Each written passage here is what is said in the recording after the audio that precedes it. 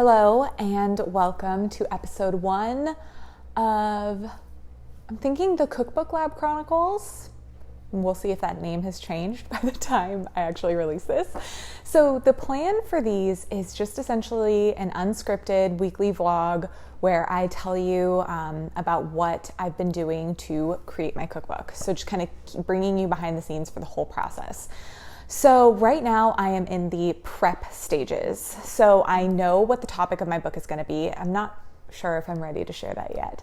And I have started writing down recipe ideas as they've come to me in a notes app in my phone.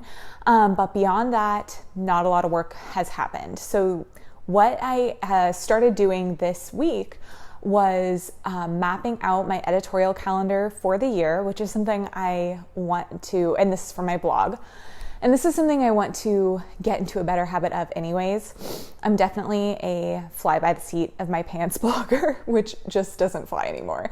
So built out my editorial calendar pretty much through July, which I am very excited about and feels like enough for now. I know a lot of people who do it for the entire year, but I'm gonna say through July is good for me for now. One of the most common questions that I get asked from other bloggers who want to self-publish a book or just want to publish a cookbook is, how do you maintain your blog and create a cookbook at the same time? Because frankly, like, maintaining a blog is a full-time job in and of itself. So how could you possibly do both? And the answer is, it's a lot of work, which is not like a sexy or fun answer, but I think something that's important to keep in mind is that it's okay to slow down. I think that consistency on your blog is obviously important, and publishing new content is obviously important, but if you need to go at a slower pace than you're used to while you're getting your book done, that's totally okay. And then the next thing is just kind of shifting your priorities and how you approach work. If you have the ability to ask for help and hire help, that's great too. I have both paid help in the form of a wonderful VA and free help in the form of my wonderful mother, which is awesome. And if you can do that, do that. Even if you can't, you can still write a cookbook, I promise you. So here's a little bit of what I'm doing to prepare so that I can really focus on cookbook 2.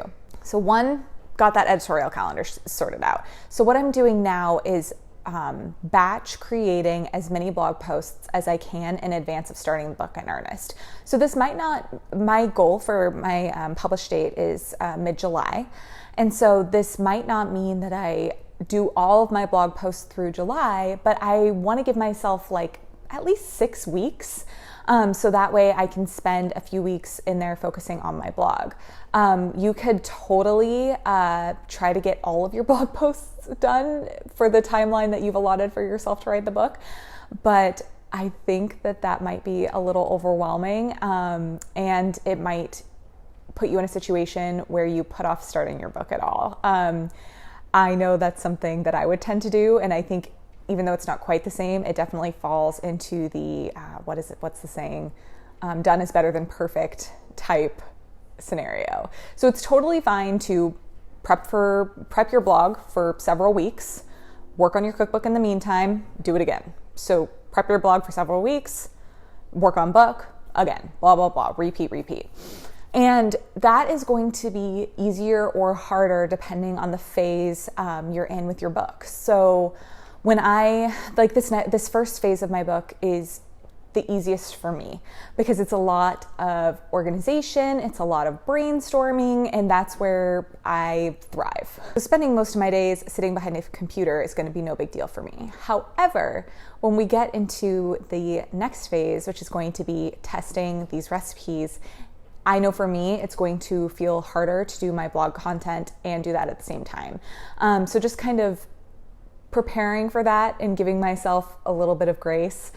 So for example, when I'm prepping blog posts, what I'll probably do is get all of the recipe testing and photography out of the way right quick. And then, as I'm recipe testing for book, I can also be, when I need a break from recipe testing, I can go work on writing the blog posts from before. So this week I recipe tested and shot 6 recipes. This weekend I have been working on writing those posts. Something I did recently to help myself out is I've noticed that editing video is a little bit of a hang up for me. I am perfectly capable of it, but I dread it and put it off, and I'm kind of slow at it. So that's something I have decided to start outsourcing for the most part. And I think it's going to be a big relief for me. I try to do a video with every single blog post I do because that helps, that's beneficial for me with my ad network. So my ad network for my blog loves for me to have a video on every post, and it's really good for SEO. As complete as you can make any blog post is great for SEO, but that's something for another day. So this week, kind of what I'm hoping to do is get all of those blog posts written. And then one thing that I haven't done yet, that frankly I've been putting off and need to do, is my social editorial calendar. So get social media kind of set up and ready to go. If you follow me on social media, you know I Instagram story on the fly pretty much constantly. But I do like to have my posts ready to go, especially because I am going to be promoting some new recipes. So kind of getting those things dialed in so I can really start working on the book in earnest. So that's kind of my plan for this week. I'm not pushing myself, and also we are putting the finishing touches on the new self-guided cookbook lab. So if you want to write your book with me, then you can, and that would be so fun. I anticipate true book work, true dedicated book work, probably starting beginning to mid-February. And so what that is going to look like is outlining my book and writing out the recipes that I think I'm going to include. So I have a little list going already, but I need more. And so figuring out what that's going to look like, what the layout of the book is going to be like. This book, so this is baby number 1. We love baby number 1. Cookbook baby number 2 is, so I thought this was a niche cookbook. Everybody was like, you're so smart for having written such a niche-y book. Cookbook 2 is even nichier, and it's still sous vide focused. It's just even more specific within sous vide. So yeah, that's essentially what's going on with book 2. I am feeling super excited. I am feeling super prepared going into it this time. I'm really excited to take everything I learned from book 1 and apply that to book 2, especially when it comes to marketing book 2. It's kind of my specialty.